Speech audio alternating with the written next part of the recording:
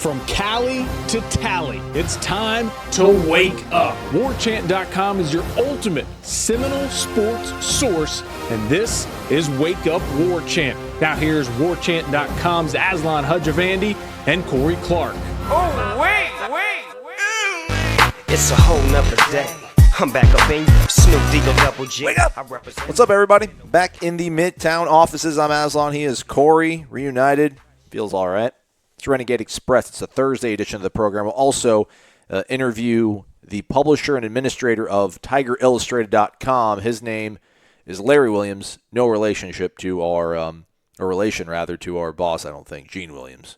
Just mere coincidence. I think it's his brother. Prodigal son. Corey, how was headlines? Let's just talk about everything you guys did on headlines again. It was good. Went well. Yeah. Went well. Some laughs, some levity. Okay. Also broke it down. Did some serious stuff too about the. In fact, something I want to ask Larry about is we did talk about how Dabo kept his job after the 2010 season, even though they had just gone 6-7. It was his third year there. He'd already lost 15 games, and I think he thought because I think his name is Terry Don Phillips, the AD at the time.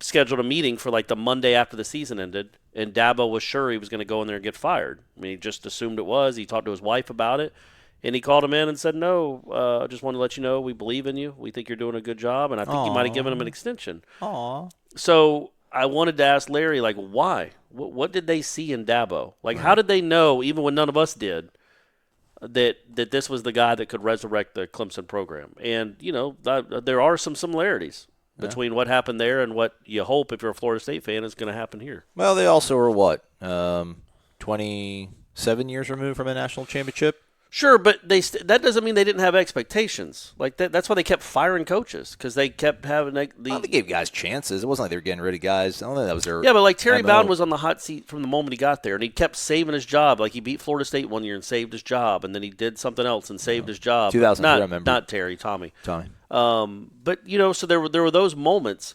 In was it 2003? Is that right? Yeah, that's right. He was supposed to lose, and then they gave him an extension after that. So they've always they pride themselves with good reason on because they're a passionate fan base and a great stadium and tradition and all that. So they want to win, and that was the guy. It would have been really. It was crazy that they even hired him in the first place. Right. An interim, a wide receivers coach that goes 4-3 in 7 games as an interim. And then you just say, okay, you're our new head coach. That was a crazy decision just at the time, thinking about it. And then after 2 years of him going 19 – no, what did he go? He went 15-13 or 15-10, 15-11. After 3 years, he had lost 15 games total, and they kept him. I mean, that's – in this day and age, that seems like, that's pretty remarkable that they did. I just wonder – what they saw in him. Yeah, 4-3, 9-5, 6-7, and then 2011 he got 10 wins and hasn't looked back since. Yeah, he lost 15 games in his first 2.5 years, and he's lost 15 games since. Yeah, in the last 7.5 years. Pretty good. Yeah, I don't want to say that I'm lacking perspective, but how different is college football now than it was 10 years ago? And 10 years is not a big number by any stretch. I'm not saying 10 years is a big number by any stretch. But I think, if you're a kid in like Birmingham, Alabama, and all you're used to seeing is Alabama win the way they're winning, 2008, I feel like there was obviously some, I don't want to say unease, but yeah, I mean people have expectations for the way they want their program to perform, but there was some sense of rationality and time frame and giving people time, and I don't know why or when we started getting into the business of, it's like, hey, man, you get your 2-3 years, and if it doesn't look good, you're done. It's the money, man. And I'm not necessarily saying I don't agree with that, because I think a bunch of people point out the fact that all the guys who have won national titles, and it's a very small fraternity who are active right now, but they do it within, the first 3 years or so of them being on campus, right? Urban Meyer did it at Florida within 3 years, did it at Ohio State within 3 years. Saban won his in Alabama within 3 years. Chiswick won his within 3 years at Auburn. Jimbo's was the only his one. Fourth year, but yeah. He was the outlier. And then Dabo, obviously, of course, as well. I mean, Les Miles, I think, 2000. There also, quite frankly, there aren't a lot of national championships to go around anymore. Yeah. Like one team wins, 1 out of every 2. It looks like it's going to win another one this year. I mean, it's hard to win national championships now. Right. Being in the conversation, getting to the playoffs might be a better, barometer these days. But yeah, and I agree. I think 10 years ago it was a little different. I do think that this year, we brought up Krzyzewski too. Like Krzyzewski's first 4 or 5 years at Duke weren't good, and he thought he was on the verge of getting fired, and he would have been in this era. Mm-hmm. But back then he was making $100,000 maybe. All right. Willie Taggart is making $5 million. You can't just give a guy 5 years. And Jeff, I really didn't want to make this a recap of headlines, but Jeff, he's like, look, if he goes 6-6 this year, all right, sure, that's probably best case scenario. If 2 years from now he's still 6-6, sorry, man, that's a wrap. Oh yeah, and that's fair. Yeah, you can't. I mean, you're going to take that. It's a lot of money, and these are big businesses now. And if you're not going to sell out the stadium, if you're going to cost money because nobody's coming to the games or really cares about the games, and you're not good on the field, man, sorry, you gotta look out for yourself if you're an institution. I mean, It just makes sense. Right. It's too much money. Way too early to say if that's going to be the case, obviously. Not that Jeff was saying that's going to be the case. But I think it'll be interesting because I do think we want to draw parallels between Willie and Dabo. Okay. Because of their personalities, number one. They're guys you root for. Dabo, we've always thought is a little goofy, but I think he's genuine. I think he really is. A little bit of goofy. Come on. You guys ridicule that guy hardcore. Oh, he's a lot goofy. But I think what the difference was that I didn't think what he was doing was sustainable. I thought he was doing it because they gave him a ton of money to go get the best assistant coaches in the country. Well, I think he's on his third offensive coordinator now. Now it helps that he's got Venables. That's a big deal. He's got a guy by his side that nobody else in the country has that luxury. Who was there before Chad Morris? The thing is, Chad Morris didn't even get them to the playoff. Chad Morris left, I think, after 13, didn't he? And was an SMU. Yeah, I think so. I don't think he was part of the playoff runs. He was a reason a lot of those people came. It was still they kept his offense. So he was a key ingredient to it. But yeah, man, Dabo, I didn't know that the all shucks and all in and all that stuff that he did that I thought was goofy. Bring your own guts. Bring your guts and that thing. I was like, well, it's still goofy, but they love it. His players and that fan base love it because he's winning. Right, yeah, but I think they liked them Everyone anyway. loves do something. But I think they liked them. I obviously I didn't like the results, but I think in 11, going into that 11th season, they still liked their head coach. I think the fans liked him, and I think the players liked him. They wanted him to win, and I wonder if Willie will get that same kind of treatment if he's, 2 games over 500 in his first 3 years. If people will still really be rooting for him. Yeah, Chad Morris was at Clemson until 14. Then he left, went to SMU, parlayed that into a great job at Arkansas. Freaking Arkansas. What a joke. All right, folks, reminder, tomorrow we'll do a phone call Friday, 850-792-5730. We might also, I need to reach out and see if we can get him on the show, but I think Lonnie Pryor is definitely going to be one of the guys that saw talk before the game along with Dexter Carter. Oh. But I was told to get in touch with Lonnie. Maybe we'll have Lonnie World. We'll have him on the program tomorrow, World, so be on the lookout for that. All right, let's get to some of the questions. We will bring in Larry Williams later on today to talk about Clemson a little further. All right, so first question here on the Renegade Express. Oh, wait. You can't hear the hooves because I have to do it in post-production, but right now I'm probably playing the hooves. Hear it in my head. I can hear it in my head. Oh, yeah. Yeah, there we go. All right. What a sound. Okay, TJ Kennedy 06. He joined August 5th of 2018. This is his first ever message. Nice. Welcome to the Terror Dome, TJ.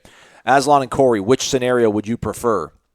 Scenario 1, guaranteed 6 wins prior heading to going into the UF game and a guaranteed loss to them, or 5 wins going to that game with no guarantees on if we win or not. Ooh, that's good. That's a good question. Literally, we had the exact same question on headline, worded differently, but the exact same premise. So, all right, folks. So, basically, 6 wins going to UF. Would you rather 6 keep and the bowl 5. streak going, knowing you're going to lose to Florida, or would you rather have the bowl streak on the line against Florida with the chance to beat them? I think, personally, I'll take the loss against them, and that's the only time I'll ever say it in my life, probably. You've beaten them 5 years in a row. Yeah. I mean, you still kind of own the rivalry, even if you slip up this year. But that bowl streak's a pretty big deal, pretty important to me. Also, it would mean you might have beaten either Notre Dame or Clemson. Yeah. I mean, you could also beat BC and NC State, but you could one of them could be Notre Dame or Clemson. So you'd have a good win on the schedule. Yeah. You don't want to have a guaranteed loss to Florida, but wouldn't you rather be in a bowl and keep the streak going? Yeah, they're coming out slowly. I can see them on Twitter. I can see them making comments on our YouTube page. Whenever we just post something about Willie, Florida fans are coming and checking out the Willie stuff and leaving comments, and it's just like, they haven't even won the game. We haven't even played the game. They're acting like they've already won, and it's like, man, what if they actually do win it? again, they've been beaten into such submission. They've been put back into the dark corners of our society that you haven't had to worry about these losers. Yeah, but if they win, good grief. Well, I mean, they're going to win eventually at some point in this rivalry. I don't know. I feel like if you're going to lose to Florida, you'd rather lose to them in a year like this than if you're 10-1 and you need one more win to get to the to get the national championship or the playoffs. At least a year like this when I'm working covering Florida State, I can't be. Yeah, if I'm in the press box, I won't have to listen to them talking crap. But like, I can't walk out of Doak Campbell and hear them saying it's great to be a Florida Gator. It just doesn't. I mean, I can. I mean, they can do that, but then they're probably gonna get punched. And then bad things happen. All right. No, I'm just kidding. I don't do that. Good. Second question. BC Knoll 16. Give me your best suck at Clemson. I don't know.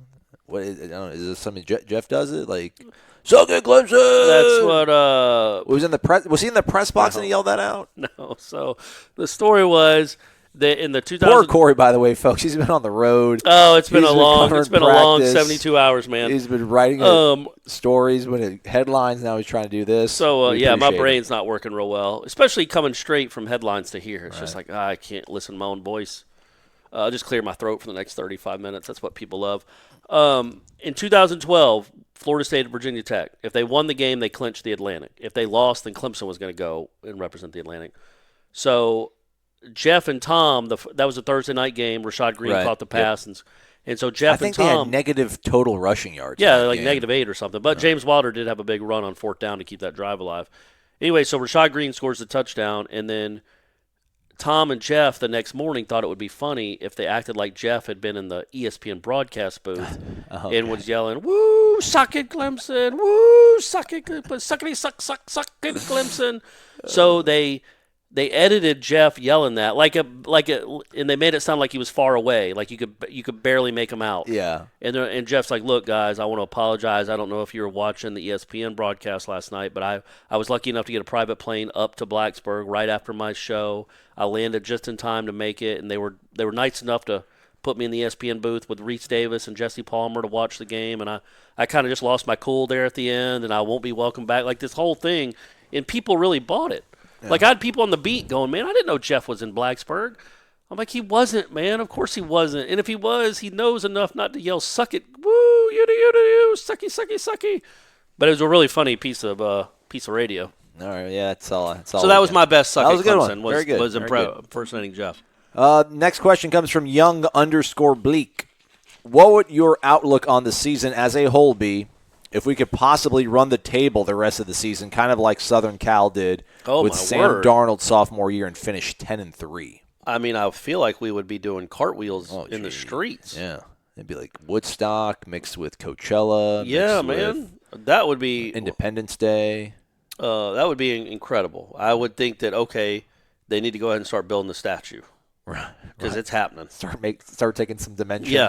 Start measuring them up. Because this thing's going to get real quick. Wow, that'd be something else, right?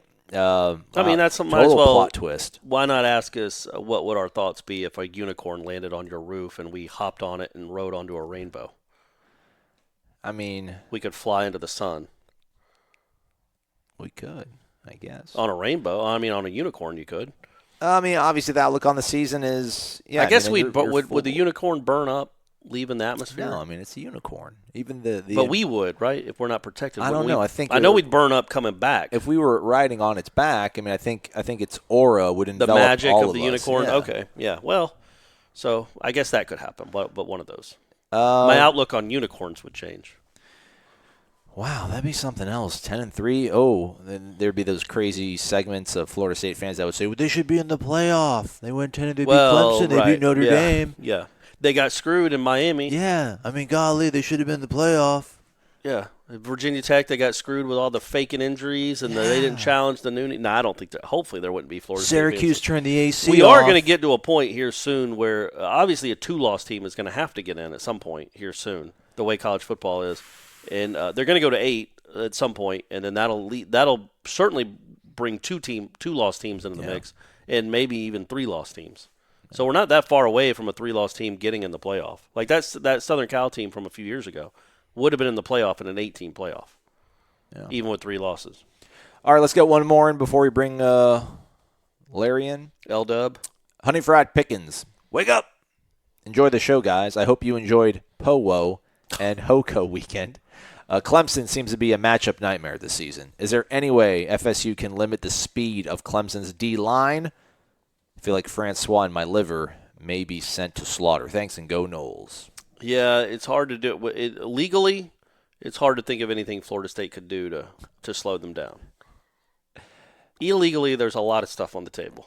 Juwan Williams has got something for you. Yeah, from holding, like illegal just in a football sense, or illegal like in a human society sense. There's a lot of things you could do to slow them down. But we don't want that. We want good sports. We want to be good sports. When I was in high school, I remember there was like a little notebook section, or like the newspaper would have like a little around the country kind of section or what have you. And I don't know, you newspaper guys do weird things.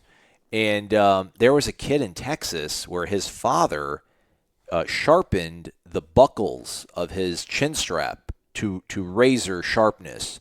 And, like, it would cut kids. Like, kids would get cut. They actually stopped the game, and they found out, like, it was this kid's helmet, and the kid got suspended. I think his dad even got arrested. Happened back, like, in the early 90s. Really? Yeah, so, I mean, maybe we could just, Brady Scott, give him a little sharpened, chin strap buckle. Okay.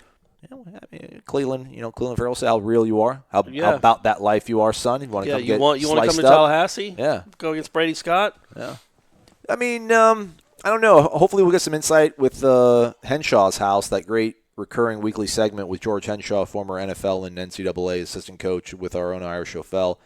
I mean, I think Florida State, hopefully it's not, quote, scouted. I mean, I think they'll probably have to run some more of these jet sweep sort of things. I think that's going to test the way the defensive ends are going to have to play.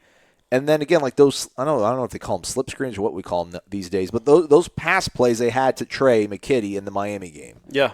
On 3rd and 12, when you throw it only 4 yards over the middle, but everyone's cleared everything out. They hit one of those in the Wake game, too. It was like 3rd and 18, and they threw a little slip screen to DJ Matthews for 19 yards. Yep. And I think those. It's crazy how we're just now in a place where like we kind of expect those to work after the last decade. That's one positive that we've seen in the offense is that play can actually work. He's not going to be able to hold on the ball for long. We get that. Everybody knows it. He needs to run just for the sake of slowing them down a little bit. If he shows that he's actually a capable runner and can move the chains with his legs, it can have some design runs, and anytime he gets pressure, take off and make plays with his legs, I think that can slow him down a little bit. But I don't expect that to happen. It should happen, but we're through enough games now where I can't keep saying it over and over again. It's just not part of the tool set, the tool bag. It's not in there. Yeah. Let me say this. It is in there, but he hasn't found it. And it doesn't look like they want – it's just not – we're talking about, again, on headlines about, rolling them out. It's like this would be one of those games where it'd be smart to roll him out. I'm like, yeah, man, sure. But he's not. So we can talk about it all we want. It's not going to happen. The same thing with this. What would it – I mean, there are quarterbacks in the country. There are quarterbacks like Jameis Winston had like 55 yards rushing on Sunday. I mean, you're allowed to make plays with your legs. It's such a benefit. And if there's some quarterbacks that rush for over 100 yards. If Francois could just rush for 40 or 45, what that would do to the offense to keep drives alive, but it's just not part of the deal right now. I mean, I'm more willing to think that they could show us more wrinkles in terms of rolling him out. I'm less inclined to think that, and I don't think it's in the toolbox, man. I just don't think that DeAndre has it in him I mean, I don't even know how much he had it in him before the injury, but post-injury, for sure he doesn't have it. You called it in the press box. There was a moment in that game against Wake Forest. You're like, this would be a good situation to run quarterback draw. And they actually ran it, and he just looked like it was a draw. Maybe that was the problem. Like when I saw the alignment, I'm like, oh, this could be this might be a draw. It could be a good time for a draw. And it just there's no burst there really. Yeah, and again, it might be the injury. It might be that he got a little too thick when he was injured and not fat, but like working out. Yeah. Maybe he doesn't have the same mobility. But it's just not part of what he is anymore. It does, if he ever was. I don't think he was ever a really fast kid anyway, like a super athletic, fast, wise kid. But you don't have to be. No. You could be a 4'8" guy and still make plays with your legs. Certainly. All right, man, let's step aside. We'll get some more intel on Clemson. Maybe we can ask Larry Williams. Maybe he'll give us some insight into how his team can get beat or how they can limit the speed on the D-line. We'll talk about that and plenty more right after this, right here on Wake Up War Chant. WarChant.com is the ultimate inside source for FSU football and recruiting. And now you can get in on the action for free for an entire month. WarChant.com is offering a risk-free 30-day trial subscription. Get full access to the #1 website covering the Seminoles just by entering the promo code WarChant30. That's WarChant30. Sign up and get in on the world's most active FSU message boards. Receive breaking news, stories from our award-winning staff, plus get exclusive interviews and videos. Just enter the promo code WarChant30. WarChant.com, your ultimate Seminole sports source.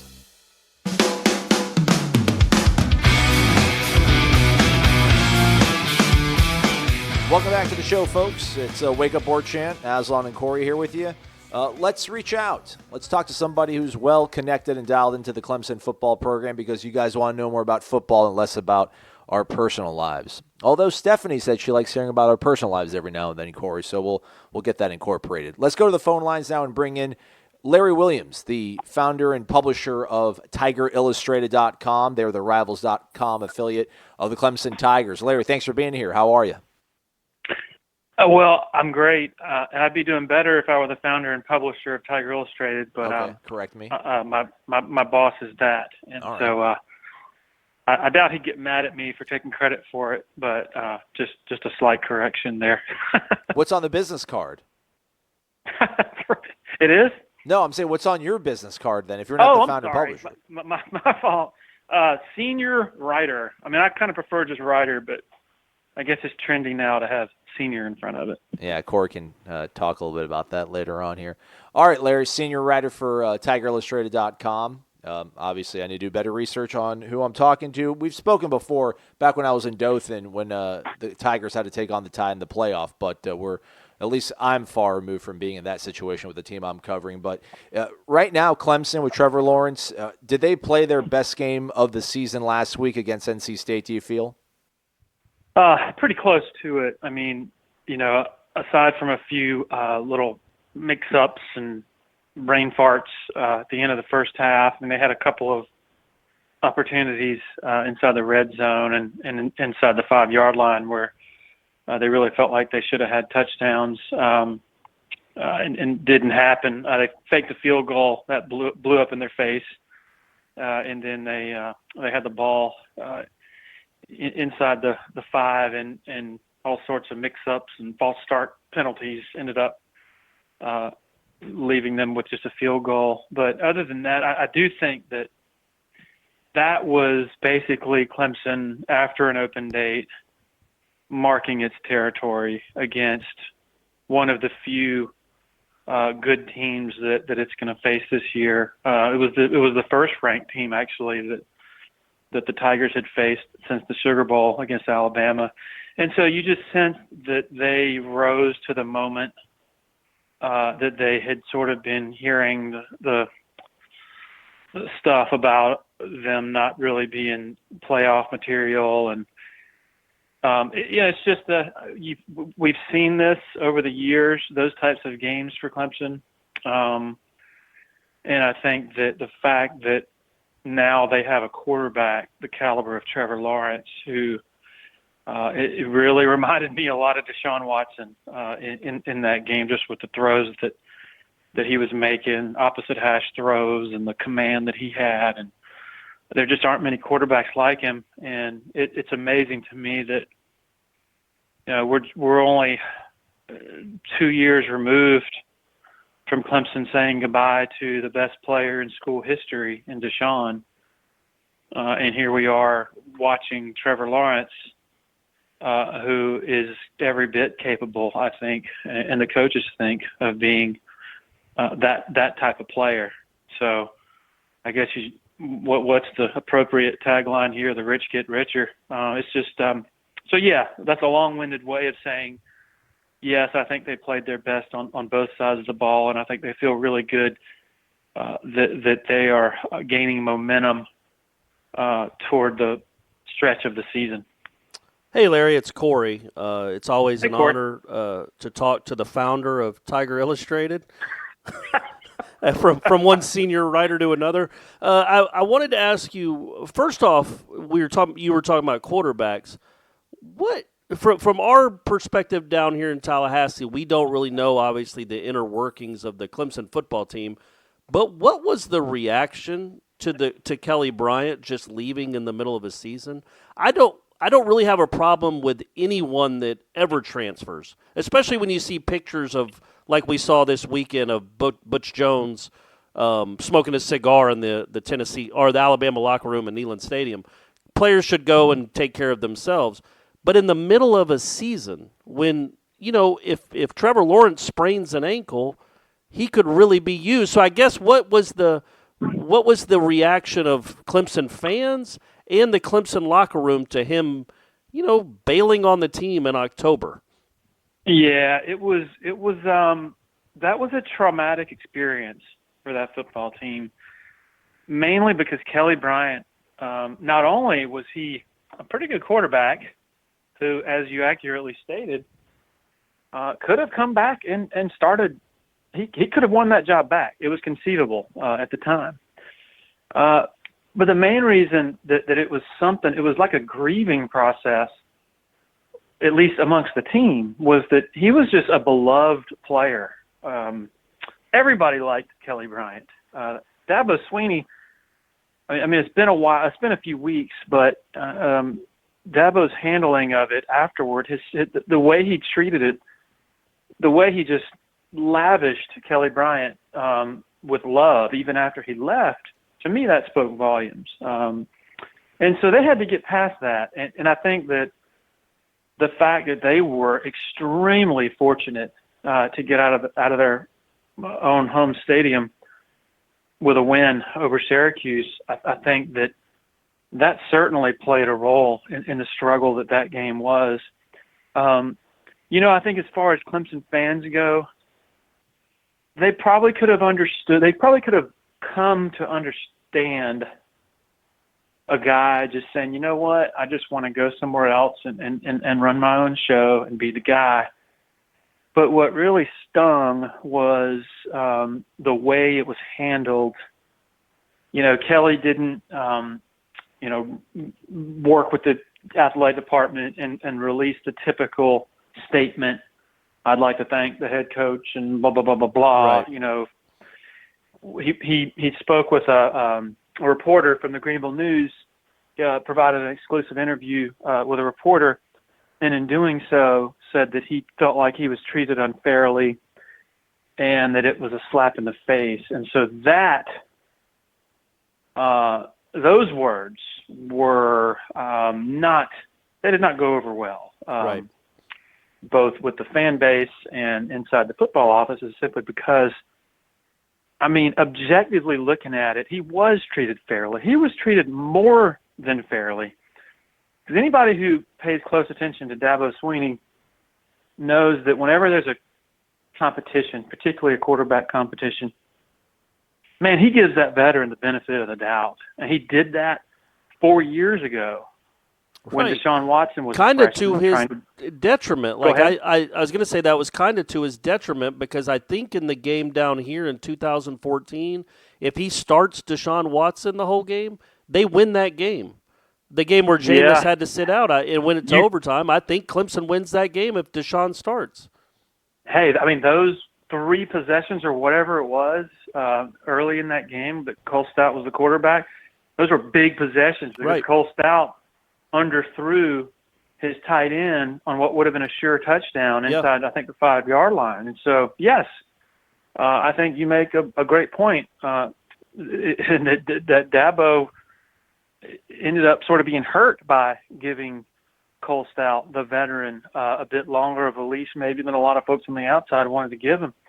And so, and heck, and I have nothing but good things to say about Kelly Bryant personally. I'm just looking at it just strictly from what has happened and from what he said about being treated unfairly. Kelly Bryant beat out Hunter Johnson last year for the job. So, and I think a lot of folks who were around that program during the off season, said, hey, look, it's only a matter of time before this Trevor Lawrence kid takes over. He's just that good. And so I think that was what sort of stung, that he not only that he left, but that he did so with those sort of parting shots. And again, just like you said, it wasn't like Dabo and the staff said, that's it, Trevor's the starting quarterback from here on out. Man, it was still an open competition, and they were emphasizing that. And actually, in hindsight, Trevor got hurt in the first half of that Syracuse game. And so, obviously, given that, Kelly could have come right back in and led them to a win and been the starter the next week. But let's say Trevor Lawrence doesn't get hurt. Trevor was struggling in that game. He wasn't playing all that well. So it is totally conceivable to say Kelly could have won his job back the same week that he was demoted, and he could have been the starter in the next game when they went to Wake Forest based on his winning the competition that still existed. And anyway, I hate to – you don't want to pile on a kid for making a personal decision. He has his own reasons. But it was a head-scratcher to a lot of folks, including yours truly. Yeah, and I just hate that, in my viewpoint, for this particular specific instance, it felt like he quit on a team that might have really still needed him. In fact, needed him the very next week, and I don't know, that just kind of rubbed me the wrong way. I don't mind him transferring, but also I don't know what more glory is he looking for in college football than, he could have played maybe the last 4 games of this year if Trevor Lawrence got hurt and led them to the playoff, as opposed to doing what? Playing at Arkansas and going 4-8? I don't know. Yeah. That was a weird decision. I'm sorry, Corey. Oh, go ahead. I'm sorry. I apologize for interrupting, but I'll tell you this too. Okay, the supporting cast on that offense this year is significantly better than the supporting cast he had last year when they went 12-2 and lost in the semifinal. I dare say wherever he ends up, he's not going to have near the supporting cast he had last year, right? When they were reloading after losing Deshaun and Mike Williams and Jordan Leggett and Wayne Gallman and Artavis Scott and just a bunch of big-time players. And so that's one of those sort of be careful what you wish for kind of deals. But again, we don't know. I mean, I think he thinks he's an NFL prospect. I personally do not think he is. But all the best to him if he thinks that, and he thinks that his best avenue toward proving that he is that is going somewhere else. Then you know what? I know I made worse mistakes when I was his age. Yeah, sure, man. And I think Florida State fans kind of wish he was still the quarterback at Clemson. I'll be honest with you there, because he's just not Trevor Lawrence. That kid seems pretty special. I wanted to ask you 2 questions before we let you go. First is kind of a big picture looking at Dabo's career. How close was he? I know I've read the stories that he really thought he was going to get fired on the Monday after the end of the regular season in 2010. Why didn't he? Okay, so this would have been his second full season, and just to sort of set the stage, early that year they go to Auburn, the Auburn team that won it all with Cam Newton and all that. Right. Oh, they played them real close, right? Yeah, they really should have. Yeah. They gagged that game away. Right. And then, let's see, I think they lost at home to Miami that year. They went to Florida State. They gagged that one away, too. Yeah. Very similar to the Auburn game. And so there was progress being shown that maybe wasn't, readily apparent in light of their record. So they lose at home to South Carolina, a really good South Carolina team. I guess one that played Florida State. That's right, yeah. In Atlanta in the Chick-fil-A Bowl. That year, so they get beat pretty good. South Carolina was just at a different level at that time, so their record is 6-6. They had lost back-to-back games to South Carolina for the first time since 1970.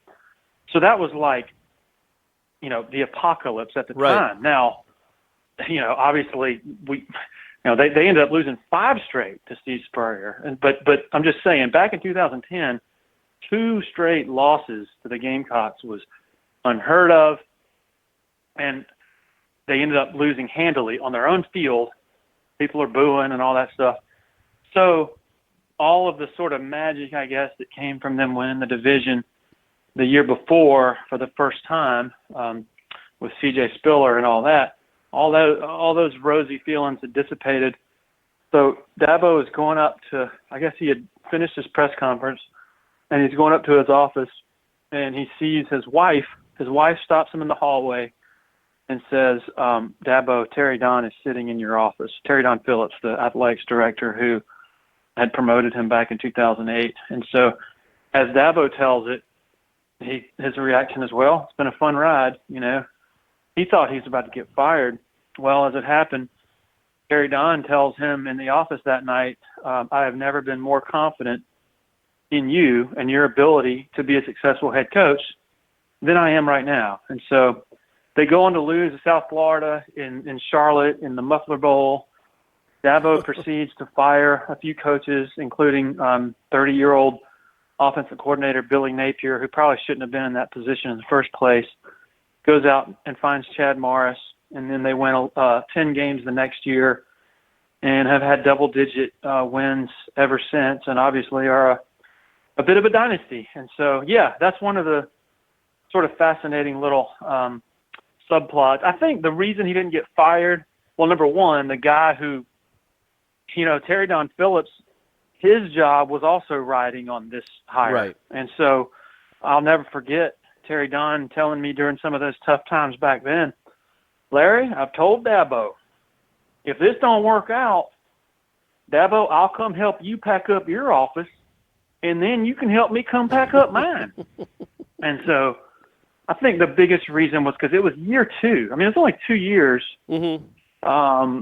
But he also he had also been promoted as a wide receiver coach, so I assume the Clemson fan base wasn't all that fired up that he had gotten the job in the first place after the interim. So his seat was probably a little warmer than most right off the bat, though, right? No, that's right. And I was about to say, so like, let's say they go out and hire somebody else from outside, like Gary Patterson or Bud Foster, or whoever. If the guy from outside finishes 6 and 7 in his second full season, there's a lot more rope, right? Mm-hmm. There's a lot more patience because that guy is not from the previous staff that failed.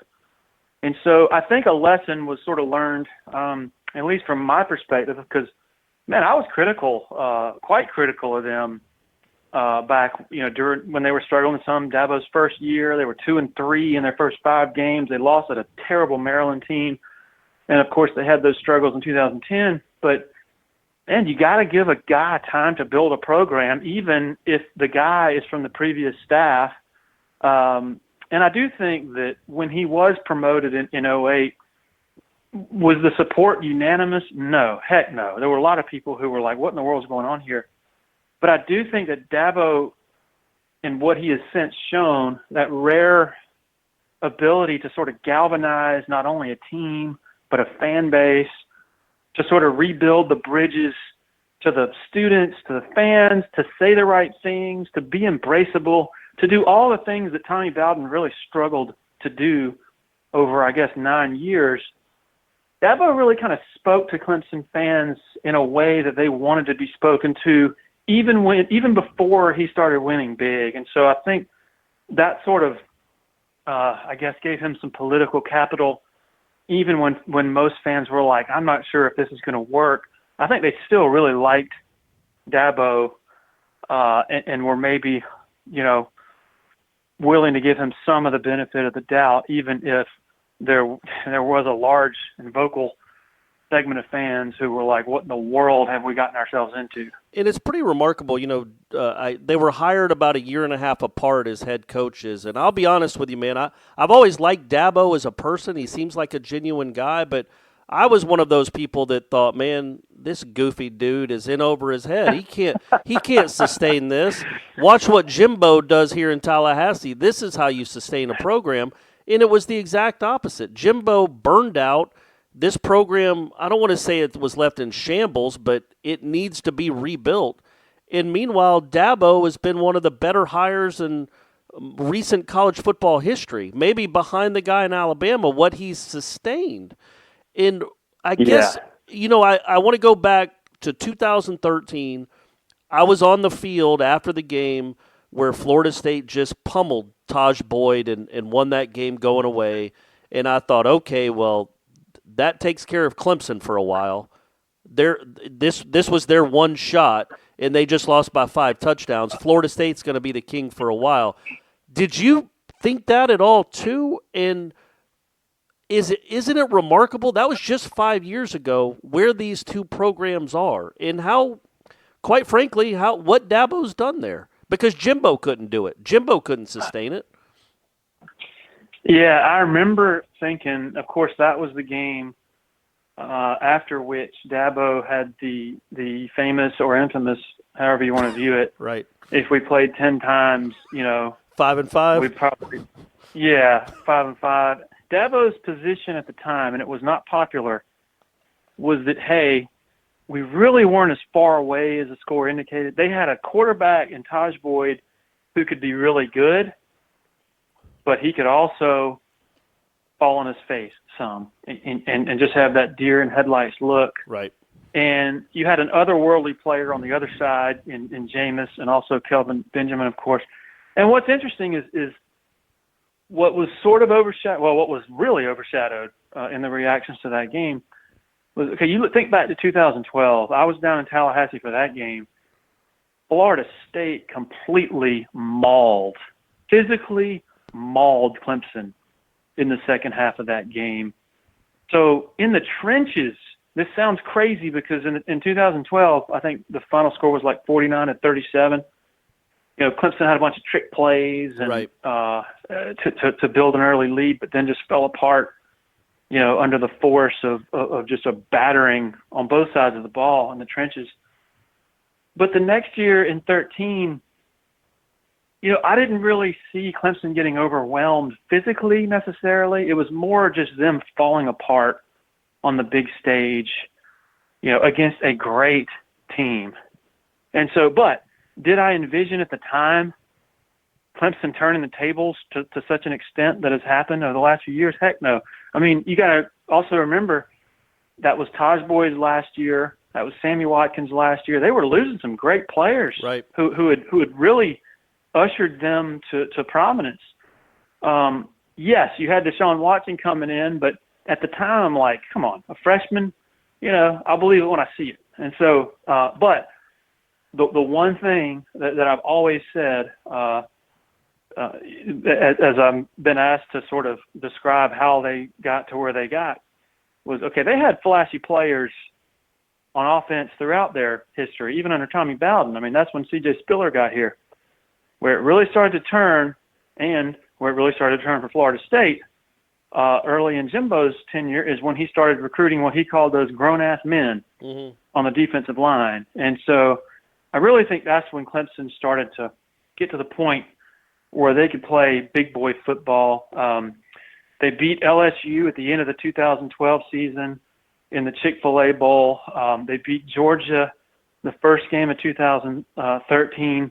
And then the last game of 2013 in the Orange Bowl, they went toe-to-toe with Ohio State and outplayed them. And so even though, boy, that having Florida State come in and do it big, as Jameis said that night in the locker room, even though that felt like it had major repercussions, maybe similar to that 70 spot that West Virginia put on Clemson in 2011, there were some things going on sort of that not everyone was, or not a lot of people were paying attention to. And sure enough, the next year in Tallahassee, Deshaun Watson was great in that game. And that was pretty much the story coming out as he took hold of the starting job. But boy, on the other side of the ball, Clemson's defense just absolutely dominated Florida State in that game. Yeah, and here we are. Exactly. Here we are 4 years later with Clemson's defense continuing to dominate, with just an absolute assembly line of great defensive linemen. Yeah, and the reason I brought up Dabo, and this has been a much longer interview than we probably figured, but I think it's really interesting, and it's really relevant because of what's going on down here with Willie Taggart and giving him time and understanding that there are going to be some bumps in the road. I mean, that's just the nature of the sport, and I just think they're very comparable as people, I think they're easy to like, both of them. They're not Sabanites. They're guys that you can wrap your arms around and kind of enjoy, and the players really like them. And I just think there's a lot of similarities. It's just, Willie hasn't proven it yet. My last question is, nobody down here thinks Florida State obviously has much of a chance on Saturday just because, more than anything, it's such a bad matchup with Florida State's offensive line. What do they have to do to have a chance in this game? Does Clemson have a weakness that can be exploited by a team that can't block?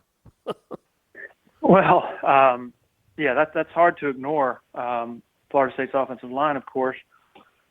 I do think that Florida State has gotten better up front based on what I've seen. I've sat a couple of days ago and watched the Miami game and the Wake Forest game, and remarkably, every offensive play doesn't look like a running back screen anymore with the defensive lineman just running right by the offensive lineman. So it does seem like they've improved and they're giving Francois some time.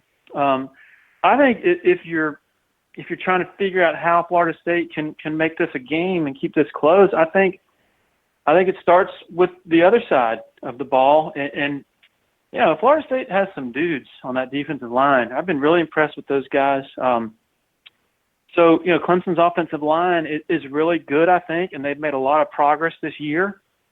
But you go back to the A&M game in the second game of the year in College Station, they didn't hold up all that well in that game. And so I do think, you look at the rosters and on paper, Dabo even said, I love how, on signing day every year, Dabo says, I don't pay any attention to those dang recruiting rankings. They're not worth a dang. Well, yesterday he goes, well, according to the recruiting rankings, I'm 1-9 against Florida State. So anyway, but his point is valid in that Florida State, are they as talented as they were back in 2012 and 2013? Heck no. But do they still have some guys who are capable of giving Clemson problems? Absolutely. And so I would think that's where it would start. You got Trevor Lawrence, a kid that is going into to start in a, well, I don't want to say hostile because I'm sort of wondering how many people are actually going to be there for a noon game. Not your typical night game experience down there, but still, I don't think it's unreasonable for Florida State fans to think that their defensive front can give Clemson some problems and that they can maybe make life difficult on an offense that, as good as it looked against NC State, is still developing. Okay, they're still developing an identity. Now, I think they are certainly, Clemson's offense is certainly capable of being hell on wheels, and they will be by the end of the year, in my opinion. But they're still developing, and the offensive line probably still has some challenges to still has some things to prove, I guess you could say. And so, I think it's a credit to Taggart that he has kept them focused, because I think that maybe under Jimbo Fisher, after you lose in that fashion at Miami, the next game you come home and play Wake, and Wake is going up and down the field early, and you're down 10-0.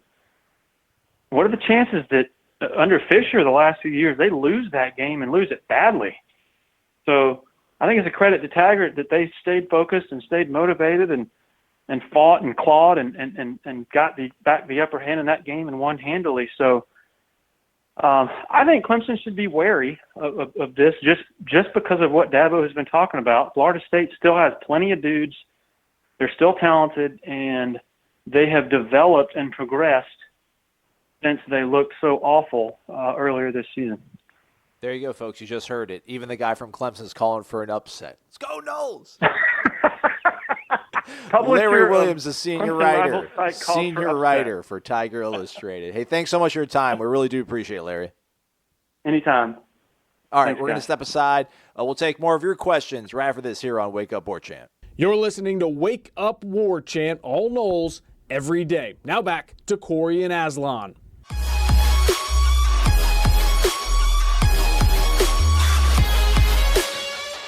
Holy go ahead. That was long, man. How long was that? That was long. That was like a nearly a 30-minute interview. Was it really? Yeah. Are we on the air right now? Yeah, we're on the air. Hey, man, I thought that was interesting, though. Like, we look at Clemson We all from did, afar. Core, but we want to talk about the damn game. I don't care about Dabo and your love affair with this guy. But I think that's interesting. interesting. Yeah, but Dabo do. I think that's all interesting. That number one, it was 5 years ago that you felt like Florida State was going to be on top of that mountain forever. Yeah. That was Clemson's last best shot. Because he's right. They lost Taj Boyd. They lost Sammy Watkins. You're like, well, what are they going to do now? Yeah, losers. And Florida State wasn't losing anyone. And you're like, man, this thing's going to keep on rolling. It shows you how important it is to recruit good quarterbacks. That's a big deal, especially when they're transcendent, like Deshaun was, and then this kid might be. But, yeah, man, I think that's, I just think all of it. I think it's pretty remarkable that in less than a decade ago, they kept a guy that was a former wide receivers coach that nobody was really behind, and look how much it paid off. I mean, Terry Don Phillips really deserves all the credit because nobody would have blamed him for firing him. Nope. Nobody would have blamed him for firing a guy that had lost 15 times in 2.5 years, was a wide receivers coach, just didn't really have a pedigree that you would think, okay, he's going to be one of the best coaches in the country. And though it is what it is, man, he is. I don't know that he's a great X's and O's guy. I don't know that he's a great strategist or a football savant like Saban. But the guy gets players to buy in, and they love playing for him, and he's a great recruiter, a great evaluator of talent, him and his staff. And you hope that the guy here turns out to be the guy like that. And I think it's important to remember the bumps in the road that Dabo had, man. Like he said, like Larry said, the awful loss at Maryland. Getting to the Orange loss in the bowl game. I was going to say, getting to the Orange Bowl, which was great. You won the ACC, and then it's all but just wiped away when you give up 70. But he was willing to make changes, which is a big deal. He fired a defensive coordinator. He fired an offensive coordinator. All that stuff is we'll see how Willie handles some of that stuff because sometimes you got to make tough decisions. And maybe Willie dials back play calling, his own. You know what I mean? Like maybe he gives it to somebody else. There's a lot of things that are on the table, but I think it's important to remember, you look at Clemson now and go, man, why can't Florida State be that? Well, man, Clemson wouldn't be that if they had fired the guy when most of that fan base wanted him fired. Yeah, all right, whatever. All right, let's get back to the questions. I don't like being optimistic. What's the point of being optimistic? That's the attitude. That's the spirit. I like when I'm the optimistic one in a two-man show. Bali6589 says, what's up, guys? I hate to think like this, but our quarterback situation could be worse next year. If 12, DeAndre Francois, does leave, and Sam Howell becomes a starter, I would think Blackman would leave also. So I think it's a must we bring in two quarterbacks. Your thoughts? Why would 12 leave? He's the starter. Maybe. Oh, to go pro? Yeah, starts to make some money. Oh, yeah, I guess that's right. It didn't even occur to me. Yeah. I mean, why take a beating for free when you can – I don't know if is he a draftable quarterback? I wouldn't think so, but I don't know. Maybe draftable, but certainly not guaranteed draftable. You know what I mean? Like he's not a first or second round pick. So I would be really surprised if he left. I thought you said giraffable for a second. I was like, what? Is he a giraffable? Yeah. Can he be drawn into the shape of a giraffe? Can he raise that neck? Yeah. Can he get taller? Yeah. Well, I think they want to get two quarterbacks. I think Michael Langston has said as much. It's trying to – the tricky thing is – and this is kind of what I've gleaned from talking to Michael about these things. Like, they got to get a second quarterback, but the second quarterback can't be that good. Because if the second quarterback's good, it's going to scare Howell away. Yeah. Which is unfortunate. These are the times we live in right now. It's like when it was Jameis and McGuire. Yeah. Yeah, it's got to be something like that. Yeah, but you can't – I don't think Jameis is going to be scared off by anyone. But, right. But that Howell kid, he's looking around. He's going to schools. He's taking visits. Right. I mean, he remains committed. I'm not saying he's going to flip or anything like that. But that does sound like a situation where you can't – you have to continue to foster and nurture that relationship with that kid. You can't just throw an offer at a guy from IMG right now or something like that because that'll probably create tumult with your Yeah. The quarterback situation will be interesting because I wonder what – I do wonder in this day and age, and I'm a big fan of his as a person anyway, what James Blackman will do. Yeah. At the end of this year. CLF Noel. He wouldn't bounce in the middle of a season like Kelly Bryant, though. Oh man, that's not what they do down in the muck. Man, they got heart. They got character. CLF Noel 123. Wake up! Love the show, guys. One thing I've noticed this season, aside from recent improvement, is that there are often times when guys seem to not do fundamental football things correctly. We have seen punts down prematurely. We saw Gavin get the ball knocked out just before reaching the goal line because he didn't switch the ball to the sideline hand. We saw Cam. I guess Cam apparently on a long run was pointing out that he too did not switch over to the proper hand. Is this a coaching issue or on the players?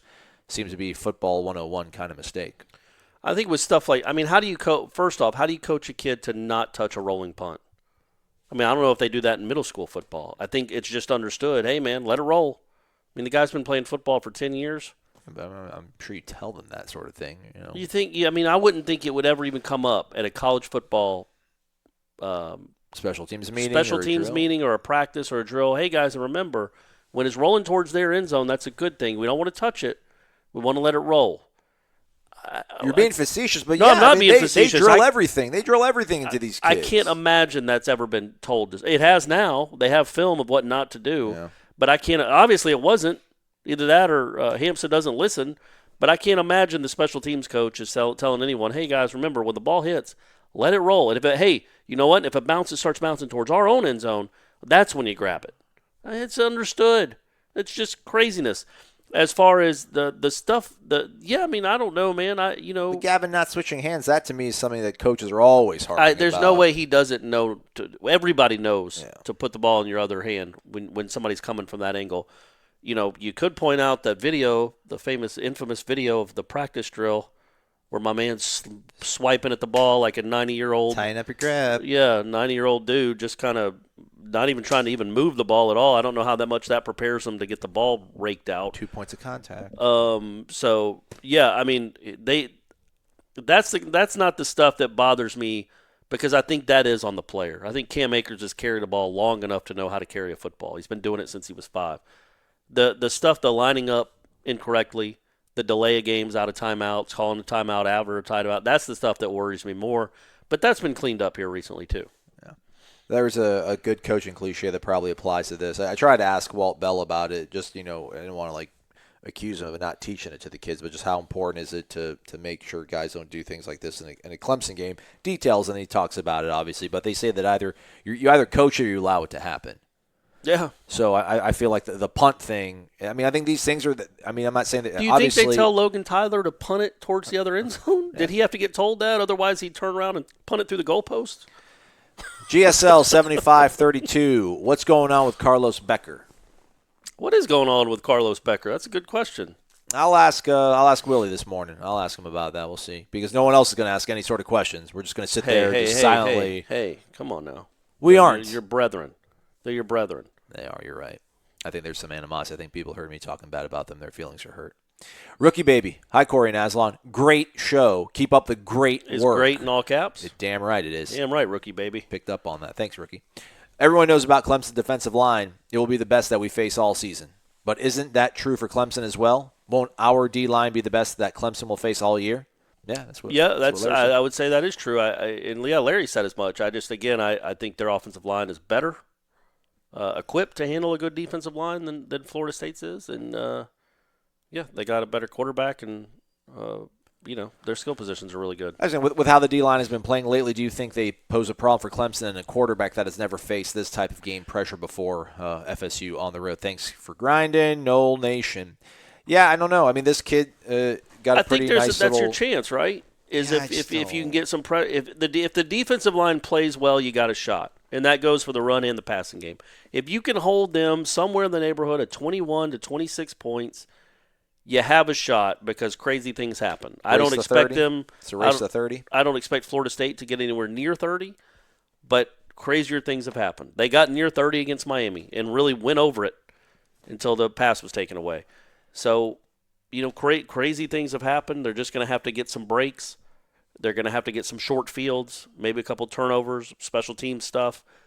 If they can get some breaks, the defense, I think, could be good enough to slow them down enough that you can – I don't expect Clemson to score 60.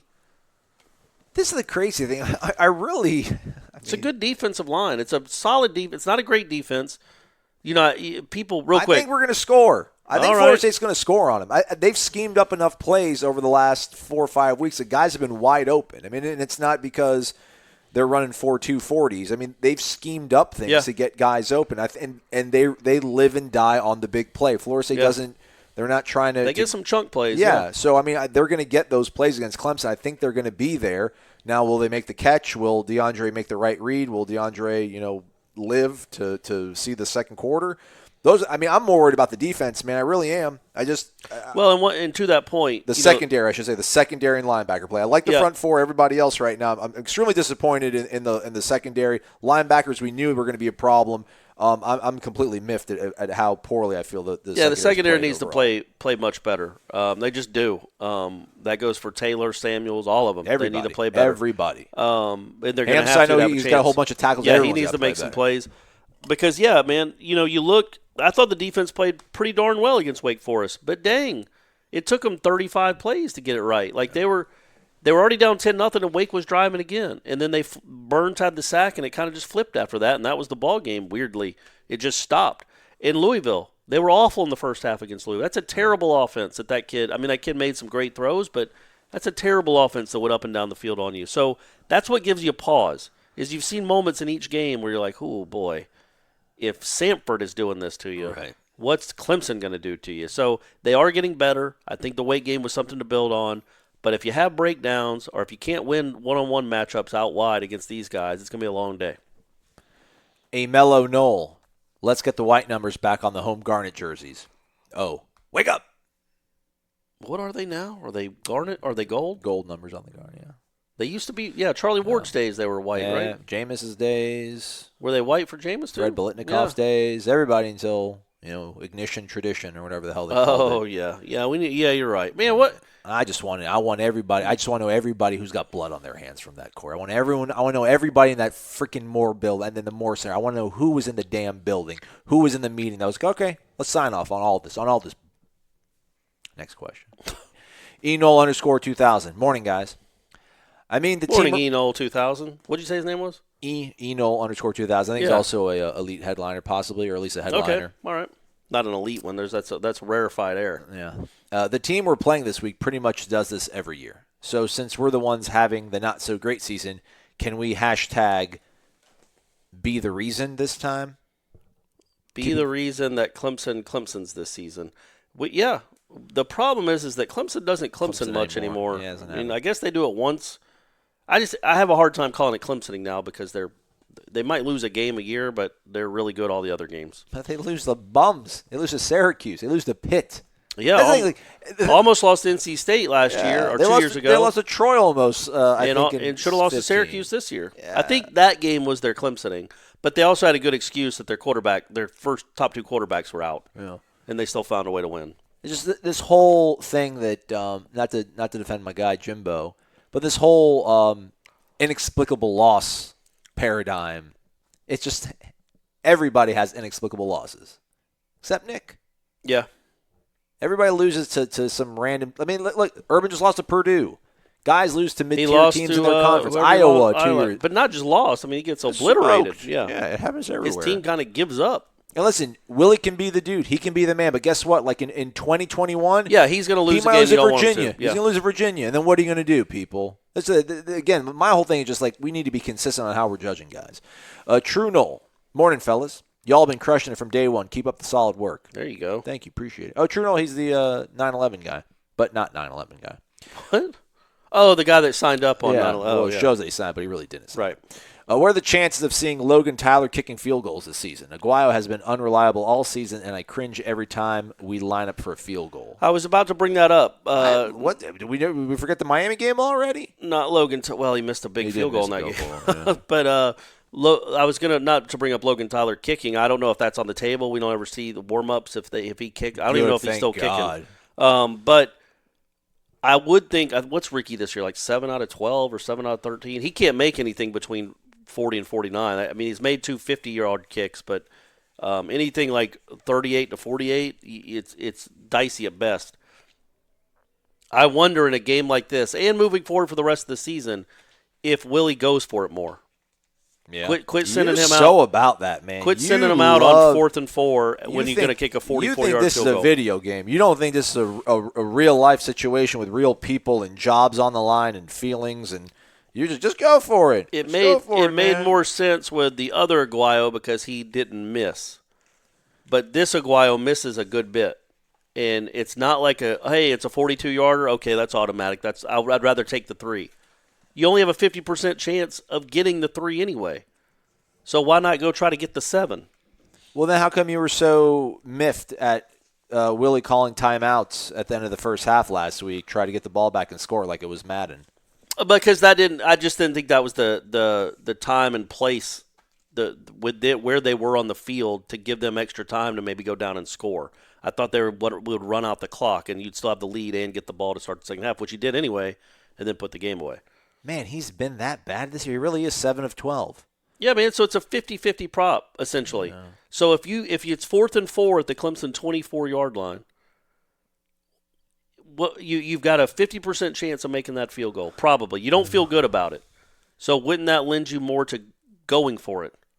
Plus, you also open up the possibility of maybe illegal hands to the face, maybe anything that gives you a first down. You're just not going to beat Clemson with field goals anyway. So I wonder if he's going to be more apt to go for it on 4th down. I think that changes your play calling on 3rd down, which we talked about. And Willie's been pretty good about going for it. I liked when he went for it last game.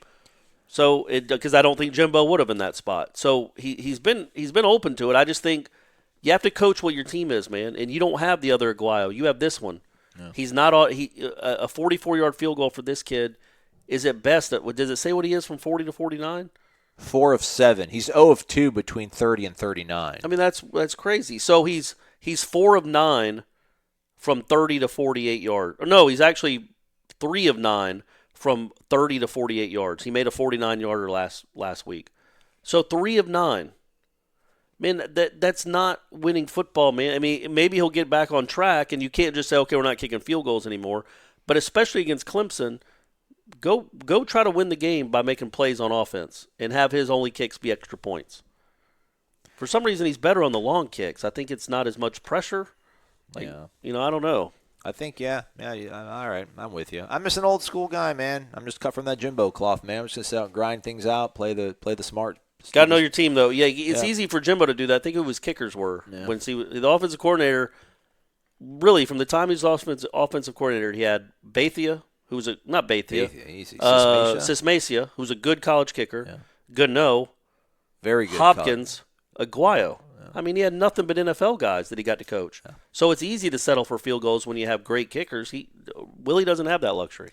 True Noel finishes off with, I don't expect Florida State to win this weekend, but I do expect to see fight and competitiveness. I've been impressed with the effort since the Syracuse game, and I have to give credit to Taggart for keeping the team together. I'll call it 31-21 Clemson. I think that's all pretty accurate stuff. I agree with that too. I want to see some fight and some competitive spirit. I think we will. I do too. I think the Miami game, again, I mean, I'm really not that mad about losing it. Really not. I think I have to really sit and think about it long and hard to actually get angry about it, because when I think about that game, I just think about the fact that they look so good for such a long period of time. And that they played with some what for? Save that for ESPN radio, man. This is Wake Up War Chant, man. I've heard Corey talk about his Liam Neeson impression several times now, but I've never actually heard it. How about it, Corey? No, we don't take requests. It's got to come organically. It can't just be. I'm not a jukebox. You can't just have all the great Corey Clark, the Corey Clark impressions come out one at a time. Banana. That's pretty good. It's got to be a little more whispery. All right, sorry. Every now and then, if you can just give us a Keith Jackson twice a football season, that's all I want. So you got one. I'll try to. Man, I got to practice. Yeah. All right, man. Those are all the questions from the Renegade Express mailbag. We'll do the phone call Friday, 850-792-5730. Thanks again to Larry Williams from TigerIllustrated.com. Founder and publisher. Yeah, man. Ha, ha, ha. Aslan got it wrong. Do you want to talk to Lonnie tomorrow? I thought he handled that well, though. I did. Great. I did that one time where somebody introduced me for working for I was at the Democrat, and they said I worked for the Osceola. How dare they? And I'm like, hey, before we get started, just because my bosses would get mad at me if I didn't correct you, I actually work for the Tallahassee Democrat. I thought I handled that well, and I thought Larry handled that well. Yeah, I'm not hurt. Dude, he's been there forever. I feel like when I was an intern, like when I first signed up for War Chant, like back in the early aughts or whatever. Yeah, he's like their Gene. He's like, I mean, not because Gene founded War Chant, but he's been there. He's like their Ira, but he's never left. Right, he's been there. Yeah, he doesn't do his skipping, hopping, and jumping around like Ira does. Do his whole free agency, LeBron stuff. Yeah, essentially, the decision. Where's Ira going to be in 2019? We'll find out. We're going to be at a boys' club. Going to Wakulla. Yeah, going back to Wakulla. All right, we're done. We'll be back tomorrow. Love you guys. Primetime in football paradise. On November 9th, Florida State travels to South Bend, Indiana to take on Notre Dame. Make the trip and take the stress of planning off the table with a package from Game Day Excursions. From a yacht party through downtown Chicago to a pregame tailgate or transportation from Chi-Town to Notre Dame Stadium, Game Day Excursions has you covered. Head to GameDayExcursions.com to book your trip and be sure to use the promo code WARCHANT for a $10 discount. Check out GameDayExcursions.com.